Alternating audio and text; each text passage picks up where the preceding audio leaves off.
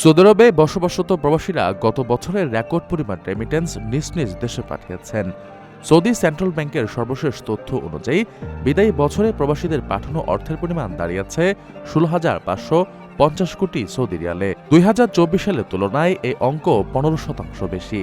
আগের বছর অর্থাৎ ২০২৪ সালে প্রবাসীরা মোট ১৪,৪২০ কোটি রিয়াল পাঠিয়েছিলেন।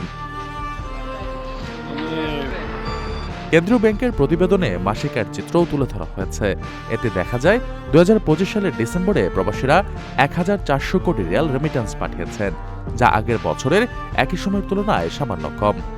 তবে গত বছরের ফেব্রুয়ারি মাসে রেমিটেন্স প্রবাহে সবচেয়ে বড় উল্লম্ফন দেখা গেছে, যেখানে প্রবৃদ্ধি ছিল প্রায় ৩৭%।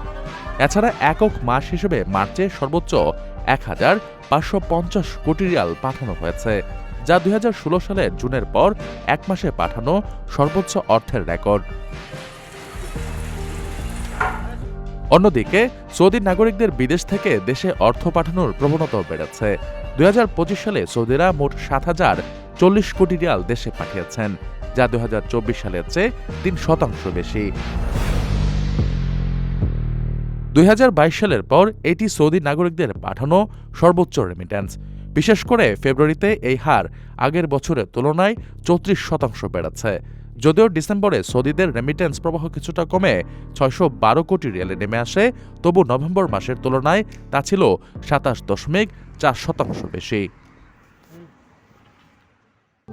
প্রবাসীদের জন্য নির্মাণ হচ্ছে দেশের প্রথম স্মার্ট সিটি, যেখানে থাকছে স্কুল, মসজিদ, হাসপাতাল, সুইমিং পুল, হেলিপ্যাড, পাঠাগার, জিম, সুপারমার্কেট, শিশু পার্ক সহ সকল নাগরিক সুবিধা।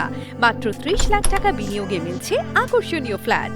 প্লাটিনাম ইনভেস্টরদের জন্য ঢাকা বিমানবন্দরে ভিআইপি প্রোটোকল সুবিধা।